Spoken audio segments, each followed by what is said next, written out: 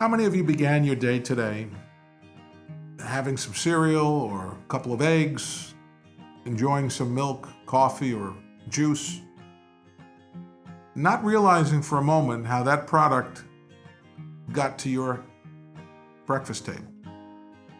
Well, I can tell you that our company, Action Staffing, is very involved in getting many of those products to your breakfast table, to your house. And it begins with a company that stocks those products and then makes them available to go out on trucks to be delivered to your local grocery store or any type of big box store that you might shop at. People are working overnight every single day at our clients, making sure the product is selected and prepared to be put on trucks for delivery the very next morning. We call these people selectors. And I want to talk about that job description because it's an important part of our business. We have many selectors working every single day. And like any position with our company, it requires a certain mindset, certain skills, and certain care when it comes to safety and hazard prevention. So let's break it down. The work is always done inside of a warehouse. Now, these warehouses come in all shapes and sizes, and they have their own unique character in terms of how they're set up, how they've been designed. Some are filled with modern-day technology. I've seen warehouse facilities with picking mechanisms that cost millions of dollars. And then I've seen companies that are much more modestly set up with very basic equipment that really haven't changed, in their case, for many, many years. But in both situations, the objective is the same. Pick the product, palletize it, which means you put it on a wood pallet, which is a platform, put it together, wrap it up, get it onto a truck, get it out for delivery. That's the process. Selectors normally come in around 6 p.m. at night, and on a good night, they're done selecting by 3 or 4 o'clock in the morning. But sometimes there are problems. Certain merchandise can't be found, or there are delays on the loading dock, and they might be working later. But typically, it's an overnight type of responsibility. Now, that brings up the first concern. If you're working what we call second or third shift, you've got to make sure that you adjust your sleeping pattern and, quite frankly, your personal life to accommodate the schedule. Because let's face it, if you're expected to work at 6 p.m. until 4 o'clock in the morning and you haven't been to sleep yet, chances are by about 7, 8 o'clock, you're going to be tired. And guess what happens when you're tired and you're in a fast-paced environment? Accidents happen. That's why. So again, if you decide to accept a job as a selector and you know the hours are as I've described, you have to plan your sleeping schedule, your eating schedule, all around a commitment to that job. And you have to be reliable because as a selector, that company is relying on you to be there every night to be able to pull your merchandise to set up the routes. And when you don't show up or you don't call in and let them know you're not showing up, it creates a problem for the company. So please be mindful that we need to be able to rely on you. If you say you're going to come to work, we need you to come to work.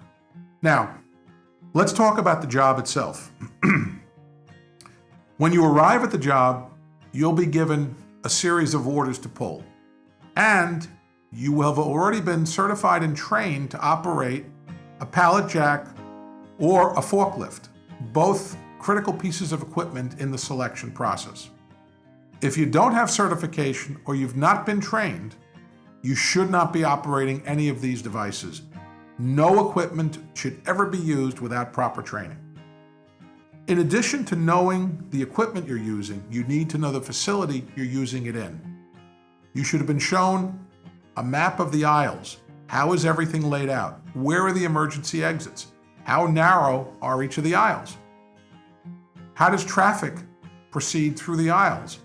Is it both ways? Is it one way? Do I know the difference? Are there hazards in my way that I need to be aware of? A water pump, for instance, a piece of equipment, an area where they charge the selecting equipment with batteries that might be in my way. You need to be aware of this. Are there places where there are constant spills? Are there places where they seem to have an abundance of merchandise in my way? Did I notice a fire door blocked with a stack of pallets? And if I did I bring it to a supervisor's attention? You should. Protecting your safety along with everybody else's is part of your job. Now, when you start to pull your merchandise and you build the pallet, as it's called, you want to make sure that safety is being followed in every aspect of the job that you're doing. As you're moving merchandise, look around you. Is anybody in my way? Am I about to back into somebody? Never, ever, ever enter a warehouse. Never go to work with earbuds in your ear. I'm going to take a moment to tell you a true story that happened about 10 years ago. I was driving home on a Friday night at the end of the day, figured that the week was over, only to be interrupted with a phone call. One of my selectors was in a terrible accident up in Jersey City. He was working in a plant and had been warned before, but failed to listen to the warning. He was wearing earbuds. He was walking in a facility. A forklift operator came around the bend. He didn't hear him, and the operator didn't see him, and in one quick move, took out both of this person's legs. It was a horrible accident. He had to be airlifted out of there, and today he gets around not by his own legs, but by kneeling on a platform. This is an absolute true story, and all of this could have been avoided if he wasn't wearing earbuds. So when you come into any of my offices wearing earbuds, you'll be asked politely to take them off, be lectured on the story I just shared with you. And if you can't live without your earbuds, you are not working at Action Staffing Group, and you are certainly not working at any of our clients. That is a policy that will never be broken, and that is for your protection and the protection of others. And let me take it a step further. You see a friend of yours driving a vehicle, working in a warehouse, pushing a stroller with children across a busy street wearing headphones or earbuds? Remember this story, and please consider sharing it with that person. Trust me, you can save a life. It's that important. Now, getting back to the work at hand, as you put the merchandise on your pallet, again, it's like hand truck procedure. Don't put light items at the bottom, heavy items on top. They will simply collapse or fall over. That damages product and possibly hurts somebody.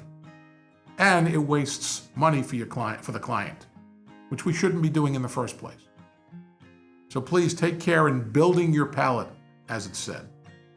And as you move that pallet around the warehouse and empty the merchandise, if that's the case, never leave an empty, unattended pallet in the middle of a hallway, any place in that facility.